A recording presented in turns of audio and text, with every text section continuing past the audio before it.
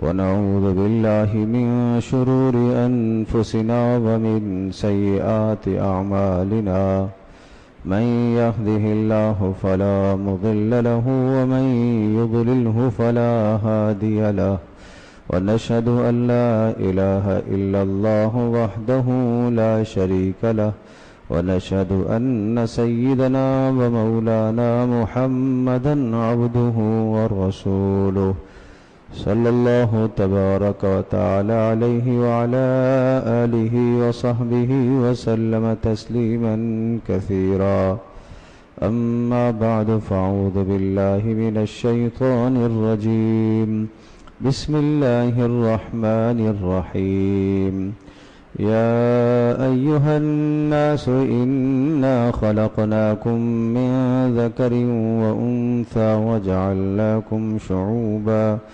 وجعلناكم شعوبا وقبائل لتعارفوا إن أكرمكم عند الله أتقاكم إن الله عليم خبير صدق الله مولانا العظيم رب اشرح لي صدري ويسر لي أمري واحلل عقدة من لساني يفقه قولي اللهم صل على محمد وعلى آل محمد كما صليت على إبراهيم وعلى آل إبراهيم إنك حميد مجيد اللهم بارك على محمد وعلى آل محمد كما باركت على إبراهيم وعلى آل إبراهيم إنك حميد مجيد. گرامی قدر حاضرین و سامعین، سورۃ الحجرات کی ایک آیت مقدسہ اس وقت کی مجلس میں تلاوت کی گئی ہے۔ اللہ جل جلالہ نے اس آیت بینہ میں تمام کے تمام انسانوں کو، صرف مسلمانوں کو نہیں بلکہ سب انسانوں کو خطاب کر کے ایک اہم بات کی طرف متوجہ فرمایا۔ یا ایہا الناس، اے لوگو، انا خلقناکم من ذکر و انثی، ہم نے تمہیں پیدا کیا ہے ایک مرد اور ایک عورت سے، یعنی حضرت آدم اور حضرت حوا علیہم السلام سے تم سب کے سب پیدا کیے گئے۔ وجعلناکم شعوبا، اور ہم نے تمہارے خاندان مقرر کیے ہیں، اور ہم نے تمہارے قبیلے متعین کیے ہیں۔ یہ ہم نے تمہیں خاندانوں میں اور قبیلوں میں اس لیے تقسیم کیا ہے لتعارفوا، تاکہ ایک دوسرے سے تم متعارف ہو سکو اور ایک دوسرے میں اپنی پہچان کرا سکو۔ ان اکرمکم عند اللہ اتقاکم، یہ قبیلے کا اعلیٰ ہونا، قبیلے کا ادنا ہونا، خاندان کا بلند ترین ہونا، خاندان کا پست ہونا، فرمایا یہ برتری کی بہتری کی دلیل نہیں ہے، بلکہ بہتر اللہ کے نزدیک وہ ہے جس کی زندگی میں سب سے زیادہ اللہ کا ڈر موجود ہو۔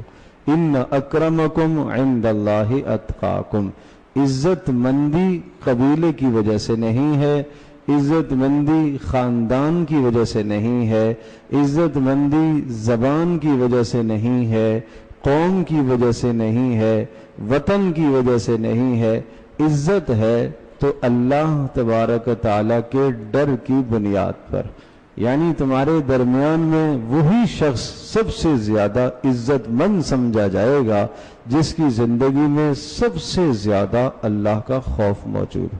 ان اکرمکم عند اللہ اتقاکم ان اللہ علیم خبیر، بے شک اللہ تبارک تعالیٰ تمہارے دلوں کے حالات سے بھی آگاہ ہے۔ اللہ تبارک تعالیٰ تمہارے خاندانوں کو بھی جانتا ہے، اللہ پاک تمہارے اعمال سے بھی آگاہ ہے، اللہ تمہاری شکلوں اور صورتوں کو بھی جانتا ہے۔ اللہ تبارک تعالیٰ کے یہاں فیصلہ تمہاری شکل اور صورت پر نہیں ہوگا، اللہ کے یہاں فیصلہ تمہارے اعمال پر ہوگا۔ یہ تو آیت کا ترجمہ میں نے عرض کر دیا۔ اب یہ جو آیت بینہ سورۃ الحجرات کی ہے، سورۃ الحجرات مدنی سورت ہے، مدینہ منورہ میں نازل ہوئی، اور اس سورہ مبارکہ کے اندر پورا ایک اسلامی معاشرہ پیش کیا گیا، اور ایک اسلامی معاشرے کا ایک ڈھانچہ بتایا گیا کہ مسلم معاشرہ کیسے ہونا چاہیے، معاشرہ باہمی کس طرح سے زندگی گزارے، ایک جگہ رہنے والے مسلمان ایک علاقے کے اندر، ایک محلے کے اندر، ایک ملک کے اندر، ایک صوبے میں رہنے والے مسلمان باہمی ایک دوسرے کے ساتھ کس طرح سے زندگی گزارے۔ میں اختصار کے ساتھ ان باتوں کو دہراتا ہوں جو سورۃ الحجرات کے مضامین پیش کیے گئے۔ نمبر 1، یا ایھا الذین آمنوا لا تقدموا بین یدی اللہ ورسولہ واتقوا اللہ۔ اسلامی معاشرہ وہ ہوتا ہے کہ جس میں سب سے پہلا قانون یہ ہے، سب سے پہلا ادب تو یہ ہے کہ اللہ اور اس کے رسول کے حکم کی بالادستی ہونی چاہیے۔ سب سے اوپر کس کا حکم ہو؟ اللہ اور اس کے رسول کا حکم۔ لا تقدموا بین یدی اللہ ورسولہ، اللہ اور اس کے رسول کے حکم کے سامنے پیش قدمی نہ کیا کرو، اپنی چاہتوں کو نہ لڑایا کرو، رسم و رواج کو نہ دیکھا کرو، لوگوں کو نہ دیکھا کرو، اللہ اور اس کا رسول کیا کہتا ہے وہ تمہاری بنیاد ہونی چاہیے۔ گویا کہ مسلم معاشرے کی سب سے پہلی کڑی، سب سے پہلی بنیاد اللہ اور اس کے رسول کے حکم کی بالادستی ہے۔ نمبر 2، لا ترفعوا اصواتکم فوق صوت النبی ولا تجہروا له بالقول کجہر بعضکم لبعض ان تحبط اعمالکم وانتم لا تشعرون۔ اللہ تبارک و تعالی نے محمد رسول اللہ صلی اللہ تعالی علیہ وسلم کو تمہارے درمیان رسول بنا کر بھیجا، ان کی عظمت، ان کا احترام، ان کی تعظیم وہ تمہارے لیے فرض، لازم، واجب ہے، اس لیے کہ اگر تمہارے دلوں میں محمد صلی اللہ تعالی علیہ وسلم کی تعظیم اور عظمت رہے گی تو ان کی تم بات مانو گے، اور ان کی ہر بات کو قبول کرنا تمہارے لیے آسان ہوگا۔ اس لیے دوسرا اصول یہ سمجھایا کہ رسول اللہ صلی اللہ تعالی وسلم کی عظمت کو ہمیشہ دل میں رکھنا، یہ آداب سمجھائے کہ پیارے پیغمبر صلی اللہ علیہ وسلم سے اپنی آواز کو اونچا نہ کرنا۔ جب اللہ کو وہ آواز گوارا نہیں ہے جو محمد رسول اللہ صلی اللہ علیہ وسلم کی آواز پر اونچی ہو جائے، تو پھر اللہ کو وہ تہذیب کیسے گوارا ہو سکتی ہے جو محمد صلی اللہ علیہ وسلم کی تہذیب کے خلاف ہو جائے؟ تو اس لیے ادب سمجھا، اگر ایسا کرو گے تم رسول اللہ صلی اللہ علیہ وسلم کے آداب بجا نہیں لاؤ گے تو نتیجہ یہ نکلے گا تمہارے سارے کے سارے اعمال ضائع ہو جائیں گے۔ وَأَنْتُمْ لَا تَشْعُرُونَ، اور تمہیں خبر بھی نہیں ہوگی، تمہیں شعور اور احساس بھی نہیں رہے گا۔ ان الذین یغضون اصواتهم عند رسول اللہ، جو رسول اللہ صلی اللہ تعالی وسلم کے آداب بجا لاتے ہیں، آپ کی تعظیم کا خیال رکھتے ہیں، اور آپ کی تعظیم اور توقیر اور آپ کی تکریم کا خیال رکھتے ہیں، آپ کی عظمت کے قائل ہیں، اولئک الذین امتحن اللہ قلوبهم للتقوی، ان کے دلوں کے اندر تقوی اور اللہ کا خوف بھرا ہوا ہے۔ جس کے دل میں جتنا اللہ کا ڈر ہوگا اتنا ہی محمد صلی اللہ علیہ وسلم کی تعظیم کو اور آپ کے احترام کو بجا لائے گا۔ تیسرا اصول سمجھایا، ان جاءکم فاسق بنبأ فتبینوا، چونکہ اسلامی معاشرے کے قوانین سمجھائے تو اسلامی معاشرے کے قوانین میں یہ بڑی اہم بات ہے کہ اگر تمہارے پاس کوئی آدمی خبر لے کر آتا ہے تو خبر کی تحقیق کیا کرو، بلا تحقیق تم خبر پر عمل نہ کرنا، ورنہ تمہیں شدید ترین نقصان ہو سکتا ہے۔ فتصیبوا قوما بجہالۃ فتصبحوا علی ما فعلتم نادمین، کہیں ایسا نہ ہو کہ بلا تحقیق آپ نے خبر پر عمل کر لیا۔ کیسے؟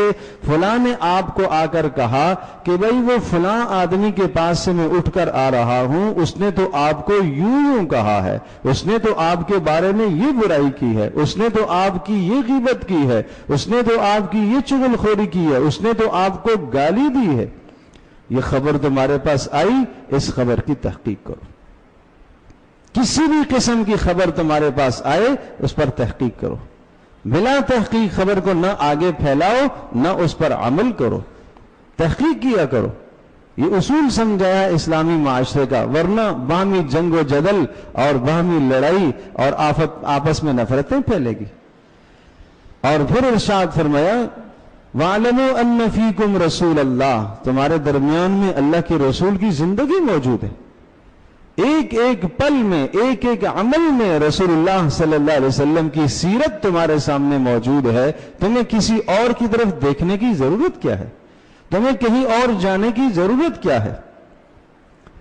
اور پھر چوتھا اصول سمجھایا وَإِن طَائِفَتَانِ مِنَ الْمُؤْمِنِينَ اقْتَتَلُوا فَأَصْلِحُوا بَيْنَهُمَا، اگر مسلمانوں میں کہیں باہمی جنگ و جدل ہو جائے، دو گروہ آپس میں لڑ پڑے، دو بھائی آپس میں لڑ پڑے، دو پڑوسی آپس میں لڑ پڑے، تو دوسروں کے لیے فرض ہے، دوسروں کے لیے لازم ہے کہ وہ صلح کرائیں۔ وہ یہ نہ کہیں ہمیں کیا غرض ہے اس سے، مرتے رہیں، دو بھائی ہیں لڑنے دو، پڑوسی ہیں لڑنے دو، میں کیوں تیسرے کے معاملے کے بیچ میں پڑوں؟ ہمارا تصور یہ ہے کہ ہم کیوں بیچ میں پڑیں بھائی؟ نہیں، قرآن کہہ رہا ہے آپ بیچ میں پڑیں، آپ آئیں صلح کرائیں۔ اگر آپ نمازی ہیں، تہجد گزار ہیں، روزے دار ہیں، سب اعمال کیے آپ نے، لیکن اگر دو آپس میں کینہ اور نفرت رکھنے والوں کے درمیان میں صلح کی آپ نے کوشش نہ کی تو آپ عند اللہ مجرم ہیں، آپ اللہ کے اس حکم کو توڑ رہے ہیں، اسلامی معاشرے کے اندر رہ کر اس حکم کو توڑ رہے ہیں آپ۔ تو ذرا اپنے گرد و نواح کا جائزہ لیجئے، کتنے لوگ ایسے ہیں جو آپ کے جاننے والے ہیں باہمی روٹھے ہوئے، باہمی ناراض ہیں، چپکلشیں چل رہی ہیں، دو بھائی آپس میں جدا ہوئے ہیں، بہن بھائی آپس میں جدا ہوئے ہیں، چچا بھتیجا جدا ہوئے ہیں، ماموں بھانجا جدا ہیں، اور کس قدر آپ کو معلوم ہے کہ محلے کے اندر اس قسم کا افتراق اور انتشار موجود ہے، تو یہ ہر آدمی کی ذمہ داری ہے۔ قرآن کہتا ہے فَأَصْلِحُوا بَيْنَهُمَا، صلح کرو۔ اور پھر دوبارہ سے آگے اس حکم کو پھر تاکید کے ساتھ ذکر کیا انما المؤمنون اخوة، صرف دو قبیلوں کی بات قرآن نہیں کہہ رہا کہ دو قبیلوں میں اگر انتشار اور اختلاف پیدا ہو جائے تو صلح کرا دو، نہیں، سارے مسلمان آپس میں بھائی ہیں، لہذا اگر تمہیں دو فرد بھی کہیں ملے، قبیلے نہیں، دو آدمی تمہیں نظر آئیں کہ جن کے درمیان میں انتشار اور افتراق ہے، فاصلحوا بین اخویکم، آپ ان کے درمیان میں صلح کرا لیجیے، اور واتقوا اللہ، اللہ سے ڈرتے رہو۔ لیکن یاد رکھیے گا صلح کرائیں گے کس طرح سے؟ عدل سے، انصاف کے ساتھ۔ عدل سے پھر جاتا ہے آدمی تین وجوہات سے، تین چیزیں انسان کو عدل پر، انصاف پر قائم نہیں رہنے دیتی۔ نمبر ایک، بے جا کسی کی محبت۔ جب بے جا کسی کی محبت ہوتی ہے تو آدمی کو اس کی اچھی بھی، اس کی بری بھی اچھی لگ رہی ہے۔ محبت جو ہے، محبت تو اندھی ہے، تو اس طرح سے محبت میں اندھا ہو جانا، وہ چونکہ میرے قبیلے کا آدمی ہے، وہ چونکہ میرے خاندان کا آدمی ہے، وہ چونکہ میری زبان کا آدمی ہے، وہ چونکہ میرا دوست ہے، وہ چونکہ میرا پڑوسی ہے، اس بنیاد پر ہم نے اس کا ساتھ دیا جبکہ وہ ظلم پر تھا، وہ ظالم تھا، پھر بھی ہم نے اس کا ساتھ دیا۔ قبیلے کی بنیاد پر، زبان کی بنیاد پر، کنبے کی بنیاد پر، پڑوسی ہونے کی بنیاد پر، بھائی ہونے کی بنیاد پر، دوست ہونے کی بنیاد پر، یہ جن بنیادوں پر آپ نے اس کا تعاون کیا، اس کی مدد کی، یہ آپ نے غلط کیا، یہ غلط ہے۔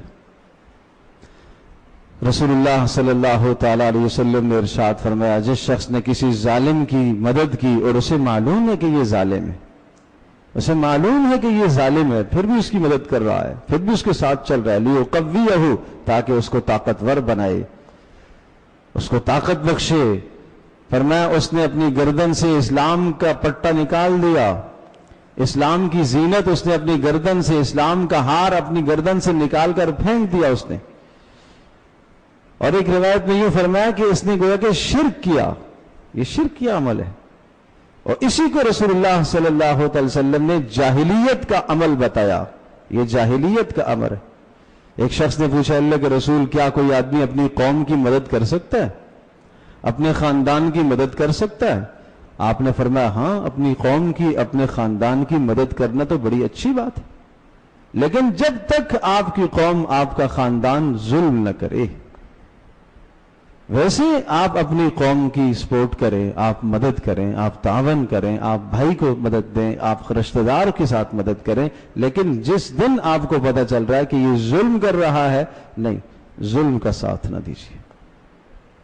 اسلام نے جو باہمی مدد اور تعاون کا اصول سمجھایا، بڑا پیارا اصول ہے۔ سورۃ المائدہ میں ارشاد فرمایا وَتَعَاوَنُوا عَلَى الْبِرِّ وَالتَّقْوَى وَلَا تَعَاوَنُوا عَلَى الْإِثْمِ وَالْعُدْوَانِ۔ بہت غور سے سنیے گا، تعاون کی بنیاد اسلام نہیں قرار دی، تعاون کی بنیاد بھائی بندی نہیں ہے، تعاون کی بنیاد قرابت داری نہیں ہے، تعاون کی بنیاد قوم نہیں ہے، تعاون کی بنیاد قبیلہ نہیں ہے، تعاون کی بنیاد کیا ہے؟ قرآن کہتا ہے تعاونوا علی البر والتقوی، نیکی اور گناہ سے بچنے پر تعاون کرو، گویا کہ تعاون کی بنیاد نیکی اور گناہ سے بچنا ہے۔ ایک شخص کے ساتھ آپ تعاون کر رہے ہیں، کیوں؟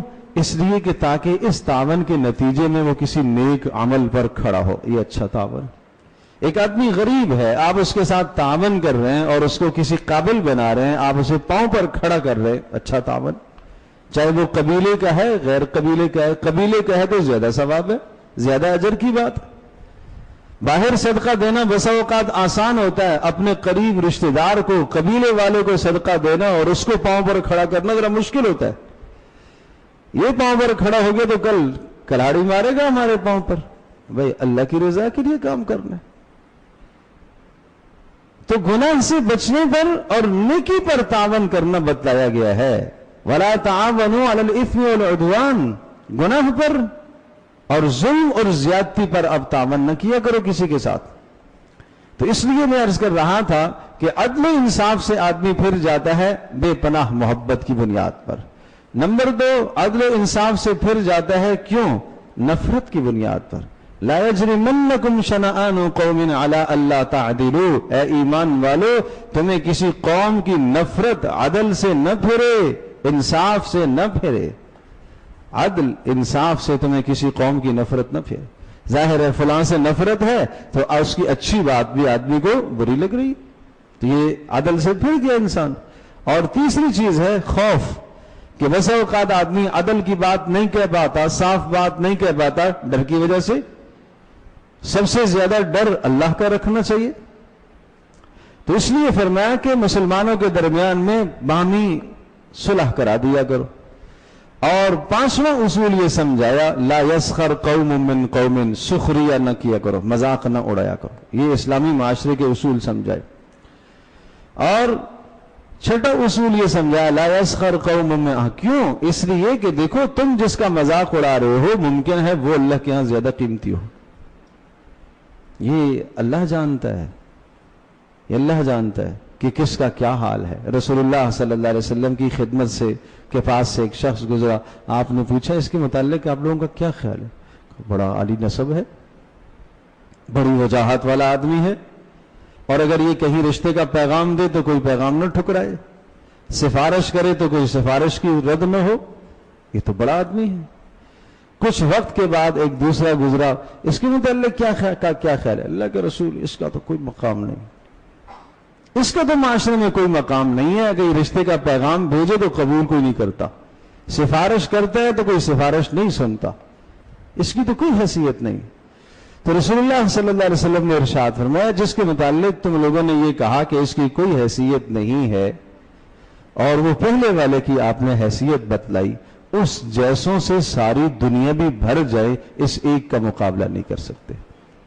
یہ تو اللہ فیصلہ کرے گا، ہم کون ہوتے ہیں فیصلہ کرنے والے؟ یہ ایسا ہے، یہ ویسا ہے، یہ ایسا ہے۔ ارے میرے عزیز دوستوں اور بزرگوں، اپنے آپ کو دیکھو کہ میں کیسا ہوں، میں کیسا ہوں، میں اللہ کو پسند ہوں کہ نہیں، میرا عمل اللہ کو پسند ہے کہ نہیں۔ ہم دوسروں پر بہت جلد طنز کر دیتے ہیں، اس لیے فرمایا وَلَا تَنَابَزُوا بِالْأَلْقَابِ، برے ناموں سے بھی یاد نہ کرو۔ بئس الاسم الفسوق بعد الایمان، جو نام تجویز کیا گیا ہے اس نام کو چھوڑ کر دوسرا نام پکارنا جو اس کو برا لگتا ہے، یہ بدترین جرم ہے۔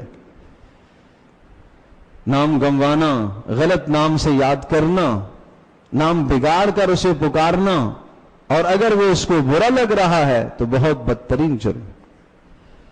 اور خاص طور پر یہ کہ کسی کی خلقی پر بیماری ہے، تخلیق میں کمزوری ہے، قد سے چھوٹا ہے اس کو ٹھیک نہ کہنا، لمبا ہے اس کو لمبا کہنا، کان سے معذور ہے کان کا تانا دینا، آنکھ سے معذور ہے اسے کانا کہنا، لولا کہنا، لنگڑا کہنا، سخت ترین جرائم ہے یہ کوئی معمولی جرائم نہیں ہے، بدترین جرائم ہے معاشرے کے. اس لیے قرآن یہاں نفی کر رہا ہے کہ اسلامی معاشرے کے اندر ایسے جرائم نہیں پائے جائیں. وَلَا تَنَابَزُوا بِالْأَلْقَابِ بِئْسَ الْاسْمُ الْفُسُوقُ بَعْدَ الْإِيمَانِ. اور پھر فرمایا اجتنبوا کثیر من الظن. اسلامی معاشرے کا یہ بھی اصول ہے، بدگمان نہ ہوا کرو، ذرہ سی باتوں پر بدگمان ہو جاتے ہو. اول تو بدگمانی سے آدمی کو خود بھی بچنا چاہیے، دوسروں کو بھی بچانا چاہیے. پیارے پیغمبر صلی اللہ تعالی علیہ وسلم کا انتظام اہتمام سنیے. حضرت صلی اللہ علیہ وسلم مسجد میں تشریف فرمائے ہیں. ایک زوجہ محترمہ رسول اللہ صلی اللہ علیہ وسلم کی اہلیہ ام المومنین آپ علیہ السلام سے ملاقات کے لیے تشریف لائیں. آپ اعتکاف میں تھے. آپ علیہ السلام نے انہیں برقعے سے پہچان لیا. آپ علیہ السلام تشریف لے گئے دروازے کے پاس. آپ نے جا کے بات چیت کی، جو بات تھی ضروری بات سنی کی، واپس آ گئے. واپس جب تشریف لائے آپ نے صحابہ کو کہا میری اہلیہ تھی. صحابہ نے کہا اللہ کے رسول کیا ہم شک کریں گے آپ پر؟ ہم کوئی بدگمان ہوں گے آپ پر؟ آپ کیوں فرما رہے؟ کہا دیکھو شیطان کوئی وسوسہ نہ ڈال دے، دیکھو شیطان کوئی خیال نہ ڈال دے. تو یہاں دو باتیں سمجھ میں آئیں. ایک بات تو یہ سمجھ میں آئی کہ ہمیں مواضع تہمت سے اپنے آپ کو از خود بچانا ہے، کہ جہاں سے تہمت کا شائبہ ہوتا ہے، کوئی دوسرا آدمی بدگمان ہو سکتا ہے میرے متعلق، ٹھیک ہے میں صحیح ہوں، لیکن اس کو بدگمانی مجھ سے لگ سکتی ہے، مجھے اس جگہ سے اپنے آپ کو پیچھے کرنا ہے. یہ رسول اللہ صلی اللہ علیہ وسلم کے عمل سے یہ بات سمجھ میں آئی کہ آپ علیہ الصلوۃ والسلام نے صاف صاف بتلا دیا، صاف صاف آپ نے کہہ دیا کہ میں اس لیے کہ کہیں ایسا نہ ہو تمہارے دلوں کے اندر کوئی خیال شیطان ڈال دے، کوئی برائی کا خیال ڈال دے. اب ہم یہ سمجھے کوئی سوچتا ہے سو سوچنے دو بھئی. اگر آپ بات درست کر رہے، حق کر رہے ہیں، ٹھیک کہہ رہے، لیکن اگر کہیں سے بدگمانی پیدا ہو سکتی ہے تو اس جگہ سے اپنے آپ کو پیچھے کر دیں، بدگمانی سے اپنے آپ کو بچائیں. رسول اللہ صلی اللہ علیہ وسلم نے اس طرح سے اپنے آپ کو بدگمانی سے بچایا ہے. حالانکہ پیارے پیغمبر صلی اللہ علیہ وسلم کے متعلق تو تصور بھی نہیں کیا جا سکتا تھا کہ کوئی صحابی آپ علیہ السلام کے متعلق برا خیال کرے، لیکن آپ علیہ السلام نے امت کو یہ سبق سمجھایا ہے. تو اس لیے فرمایا اجتنبوا کثیر من الظن، بدگمانی سے بچو. ان بعض الظن اسم، چھوٹا سا ذرہ سی بدگمانی بھی بڑا گناہ ہے، ذرہ سی بدگمانی بھی بڑا گناہ ہے. ظنوا بالمؤمنین خیرا، اہل ایمان کے حق میں اچھے گمان رکھا کرو. آج مسائل کیوں پیدا ہوتے ہیں معاشرے میں؟ آج خرابیاں کیوں پیدا ہوتی ہیں؟ بدگمانی سے. باپ بیٹے سے بدگمان، بیٹا باپ سے، بھائی بھائی سے، بیوی شوہر سے، شوہر بیوی سے، ذرا سی بات پر گمان. دیکھو رسول اللہ صلی اللہ علیہ وسلم نے بدگمانی پیدا نہیں ہونے دی، آپ نے اس کو دور کر دیا فوری.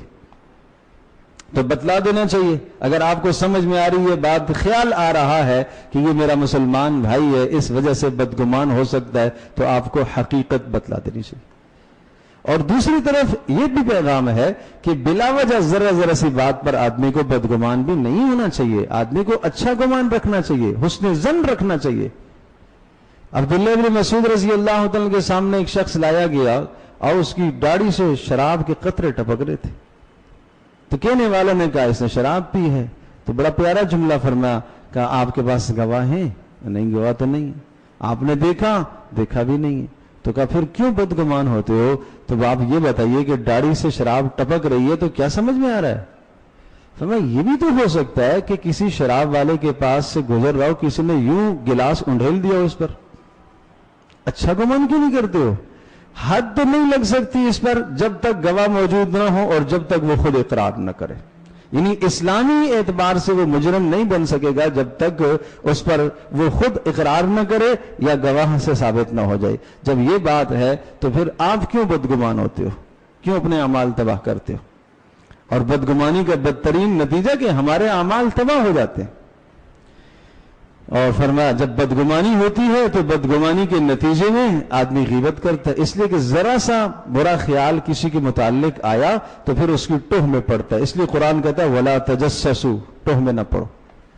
کیوں؟ بدگمانی جو پیدا ہوئی ہے اس بدگمانی کو پختہ کرنے کے لیے پھر ٹوہ میں پڑتا ہے، کیڑے نکالتا ہے اس کے عیب تلاش کرتا ہے، تجسس کرتا ہے، ٹوہ میں پڑتا ہے. قرآن منع کرتا ہے نہیں، تجسس نہ کرو. آج جب تجسس بھی ہو گیا، بدگمانی بھی ہو گئی، اس کے بعد دوسرا درجہ ترقی کر کے تجسس بھی کر لیا. اب تجسس جب ہو گیا، چند کچھ برائیاں اس کی پتہ چل گئی، وہ ہیں یا نہیں، اب کیا کرتا ہے؟ غیبت. قرآن کہتا ہے وَلَا يَغْتَبْ بَعْضُكُمْ بَعْضًا، غیبت نہ کیا کرو. غیبت کرنا اپنے حقیقی مردہ بھائی کے جسم سے گوشت کاٹ کر کھانے کے مترادف ہے. کوئی حقیقی بھائی ہو، مرا ہوا ہو، چھری ہاتھ میں دی جائے، اس کا جسم کاٹو اور گوشت کھاؤ، کون کھائے گا؟ نہیں کوئی کھانا چاہتا. رسول اللہ صلی اللہ علیہ وسلم نے اس غیبت کی قباحت اور شناعت اس طرح سے بیان فرمائی. دو آدمیوں کے پاس سے گزر ہوا، غیبت کر رہے تھے تیسرے کی. آپ علیہ السلام اس وقت تو خاموش رہے. آگے چل کے ایک مرا ہوا گدھا آپ نے دیکھا. آپ نے ان دونوں کو بلایا اور کہا چھری لو اور گدھے سے گوشت کاٹو کھاؤ. کہا اللہ کے رسول یہ تو حرام ہے، مردار حرام کر مرا ہوا گدھا. تو آپ نے فرمایا تھوڑی دیر پہلے جو تم نے کام کیا وہ کیا تھا؟ کوئی حلال تھا. گدھے کو حرام سمجھتے ہیں، خنزیر کو حرام سمجھتے ہیں، کتے کو حرام سمجھتے ہیں، غیبت کو حرام نہیں سمجھتے. غیبت کو حرام نہیں سمجھتے، دبا کے غیبت ہوتی ہے. خوب غیبت کرتے ہیں، لذت لے لے کے غیبت کرتے ہیں، اور بطور دلیل کے یوں کہہ دیتے ہیں یہ بات تو میں اس کے سامنے بھی کہہ سکتا ہوں، یہ بات تو میں اس کے منہ پر بھی کہہ سکتا ہوں. ارے میرے عزیز، منہ پر کہنے کی طاقت رکھنے کی وجہ سے غیبت حلال نہیں ہو جاتی، وہ حرام ہے. جس قرآن نے خنزیر کا گوشت حرام بتایا اسی نے غیبت کو بھی حرام بتایا. تو کیا وجہ ہے خنزیر کے گوشت کو حرام سمجھتا ہے، غیبت کو حرام کیوں نہیں سمجھتا؟ اس سے بچاؤ اپنے آپ کو. اور یہ سب باتیں یہ اسلامی معاشرے کے اصول میں نے خلاصتاً گنوائے ہیں. اب بات جو آیت میں نے پڑھی تھی اب میں اس پر آتا ہوں. یہ ساری باتیں ذکر کرنے کے بعد فرمایا اِنَّا خَلَقْنَاكُم مِّن ذَكَرٍ وَأُنثَىٰ وَجَعَلْنَاكُمْ شُعُوبًا، ہم نے تمہیں ایک مرد عورت سے پیدا کیا اور ہم نے قبائل میں تمہیں تقسیم کیا، خاندانوں میں تمہیں تقسیم کیا. یہ اس لیے نہیں ہے کہ تم ایک دوسرے کا مذاق اڑاؤ، ایک دوسرے کی غیبت کرو، ایک دوسرے کا طنز کرو، ایک دوسرے پر بھپتیاں کسو. یہ اس لیے نہیں ہے، یہ اس لیے نہیں ہے. یہ تو تعارف ہوتا ہے، یہ تو تعارف ہے کہ یہ فلاں قبیلے سے ہے، یہ فلاں قبیلے سے، یہ تو تعارف. اتنی سی بات حضرت ابو ذر غفاری رضی اللہ تعالی عنہ، بخاری شریف کی روایت ہے، اپنے غلام تھے ساتھ، جیسا کپڑا خود پہنا ہوا ایسے ہی غلام کو پہنایا ہوا. جو خود کھاتے وہ اس کو بھی کھلا رہے، جو خود پہنتے وہ اس کو بھی پہنا رہے، جیسی اپنی سواری ایسے ہی غلام کی سب. کوئی فرق نہیں تھا حضرت ابو ذر میں اور ان کے غلام. کسی نے پوچھا اس طرح سے آپ نے اپنے غلام کے ساتھ اتنی برابری کیوں کر دی؟ تو انہوں نے ایک قصہ سنایا، وہ سننے کا ہے. اور وہ فرماتے ہیں کہ میں ایک مرتبہ میں نے ایک شخص کو ایک جملہ بول دیا تھا اور میں نے یہ کہہ دیا تھا یبن سودا، کالی کلوٹی کے بیٹے، یہ میں نے کہہ دی. رسول اللہ صلی اللہ علیہ وسلم کو اس بات کی اطلاع ہوئی. آپ نے مجھے بلایا، کہا یہ کہا، میں کہا ہے. رسول اللہ صلی اللہ علیہ وسلم نے ارشاد فرمایا انک امرؤ فیک جاہلیت، تو ایک ایسا آدمی ہے کہ تیرے اندر سے جاہلیت کی خصلت ٹپک رہی ہے، جاہلیت کی بو آ رہی. مجھے آپ یہ بتائیے کیا ابو ذر غفاری رضی اللہ تعالی عنہ کا اللہ پر، اللہ کے رسول پر، آخرت پر جو ایمان تھا، کیا اس میں کوئی کمزوری تصور ہم کر سکتے؟ کیا ابو ذر غفاری کے زہد اور تقوی، جس کو اس امت کا زاہد کہا گیا ہے، کیا ان کے زہد اور تقوی اور بزرگی اور پرہیزگاری میں کوئی شک ہو سکتا ہے؟ صرف ایک بات رسول اللہ نے دیکھی اور آپ نے ڈرایا اور آپ نے فرمایا یہ تو جاہلیت کی بات تم کر رہے ہو. اتنا تانا دینا کہ کالی کلوٹی کے بیٹے، کسی کی نسل پر، کسی کے نسب پر حملہ کرنا، سخت ڈانٹ آفٹ۔ اور رسول اللہ صلی اللہ علیہ وسلم نے ارشاد فرمایا 4 چیزیں یہ جاہلیت کے امور ہیں، 4 چیزیں یہ جاہلیت کے کام ہیں۔ فرمایا اپنے نسب پر فخر کرنا یہ جاہلیت ہے، سامنے والے کے خاندان میں اس کو تانا دینا یہ جاہلیت ہے، اور میت پر لوحہ کرنا اور رونا چلانا واویلا کرنا، اپنے گریبان کو چاک کرنا، چہرے پر مارنا، ماتم کرنا جاہلیت ہے۔ اور فرمایا ستاروں کے ذریعے سے قسمتیں معلوم کرنا، حال معلوم کرنا، بارشوں کے حال معلوم کرنا، اپنے حالات پتہ کرنا، یہ بھی جاہلیت ہے۔ یہ 4 چیزوں کو آپ نے جاہلیت گنوایا، یہ جاہلیت۔ اگر یہ کسی مسلمان کے اندر بھی ہے تو وہ جاہلیت والا عمل کر رہا ہے۔ ابو ذر غفاری رضی اللہ تعالیٰ عنہ کی زبان سے یہ جملہ کس کے لیے نکل گیا تھا؟ حضرت بلال رضی اللہ تعالیٰ عنہ کے لیے، ان کے لیے نکل گیا تھا۔ اور اس کے نکلنے کے بعد ابو ذر غفاری رضی اللہ تعالیٰ عنہ پر قربان جائیے، وہ نکلے اور بلال رضی اللہ تعالیٰ عنہ جس راستے سے آتے تھے گھر سے، ان کے راستے پر لیٹ گئے اور اپنے رخساروں کو زمین پر رکھ دیا اور کہا بلال اس وقت تک نہیں اٹھوں گا جب تک یہاں تو پیر نہیں رکھے گا، اس وقت تک نہیں اٹھوں گا جب تک تو یہاں پر پیر نہیں رکھے گا۔ میں نے تجھے تانا دیا ہے، ماں کا تانا دیا ہے، اور رسول اللہ صلی اللہ علیہ وسلم نے فرمایا تیرے اندر جاہلیت کی بات ہے۔ قربان جاؤں بلال رضی اللہ تعالیٰ عنہ، دل دکھا ہوگا بلال رضی اللہ تعالیٰ عنہ کا بھی، لیکن آپس میں رحماء بینہم، قرآن کہتا ہے آپس میں بے پناہ محبت کرنے والے لوگ تھے۔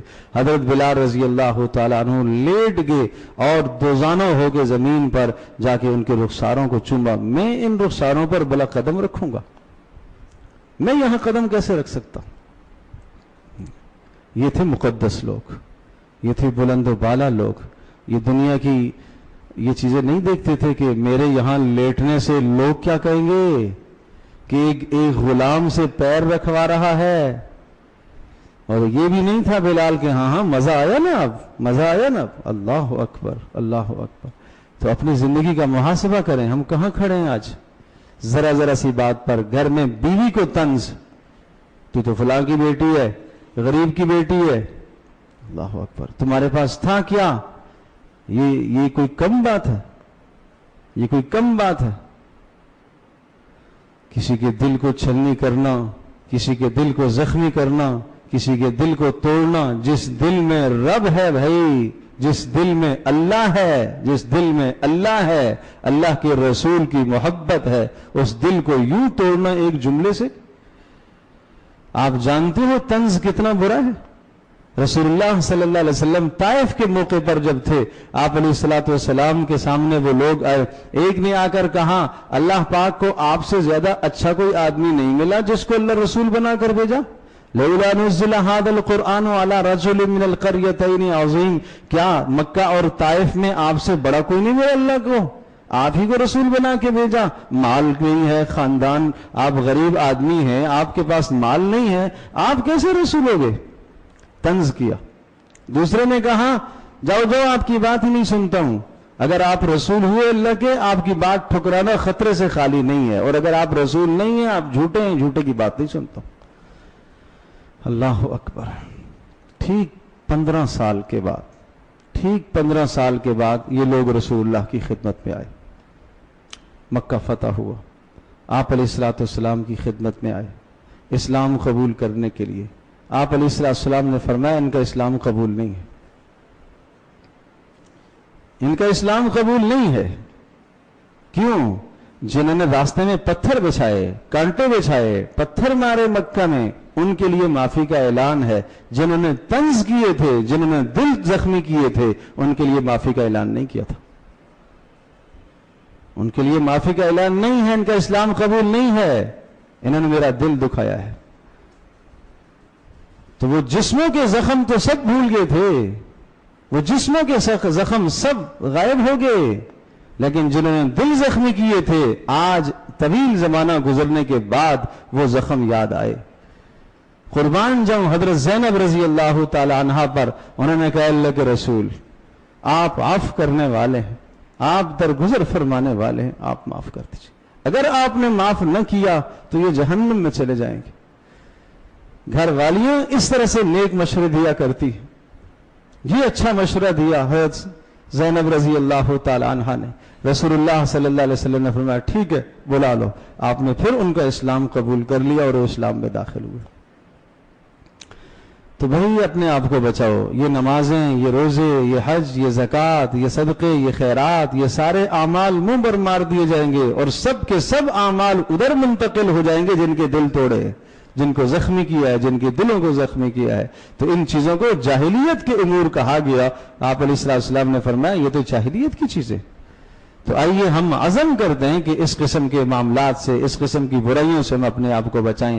اسلامی معاشرے کے جو اصول قرآن دیتا ہے، سورۃ الحجرات، نمبر 1 اللہ اور اس کے رسول کے حکم کی بالادستی، نمبر 2 رسول اللہ صلی اللہ علیہ وسلم کی تعظیم، نمبر 3 کوئی خبر تمہارے پاس آئے تو بلا تحقیق اس پر عمل نہ کرو، نمبر 4 اگر مسلمانوں کے 2 گروہ باہمی لڑ جائیں تو اصلاح کرا لو، نمبر 5 یہاں تک کہ 2 آدمی بھی لڑ جائیں، 2 فرد بھی لڑ جائیں تو صلح کرانا تمہاری ذمہ داری ہے، نمبر 6 عدل و انصاف سے کام لیا کرو، نمبر 7 سخریہ نہ کرو، مذاق نہ اڑایا کرو، نمبر 8 کسی کو طنز نہ کیا کرو، تانا نہ دیا کرو، طنز اور تانا برا عمل ہے، نمبر 9 برے نام سے مت یاد کیا کرو، اچھا نام اچھے نام سے پکارا کرو، اور نمبر 10 کسی کے متعلق بدگمانی مت کیا کرو، نمبر 11 تجسس مت کیا کرو، ٹوہ میں مت پڑا کرو، اور نمبر 12 غیبت مت کیا کرو۔ یہ تمام کے تمام جرائم کیوں پیدا ہوتے ہیں؟ آگے جو وجہ سمجھائی، انا خلقناکم من ذکر و انثی وجعلناکم شعوبا وقبائل لتعارفوا، یہ اس لیے ہوتا ہے کہ انسان اپنے آپ کو دوسرے سے بہتر سمجھ رہا ہوتا ہے، خاندان کی بنیاد پر، مال کی بنیاد پر، حسب نسب کی بنیاد پر، مرتبے کی بنیاد پر، عہدے کی بنیاد پر اپنے آپ کو دوسرے سے بہتر سمجھ کر یہ دوسرے کی توہین اور تذلیل کرتا ہے اور معاشرے کے اندر تباہی مچاتا ہے۔ اللہ پاک ہم سب کی حفاظت فرمائے اور ان برائیوں سے ہم سب کو بچنے کی توفیق نصیب فرمائے۔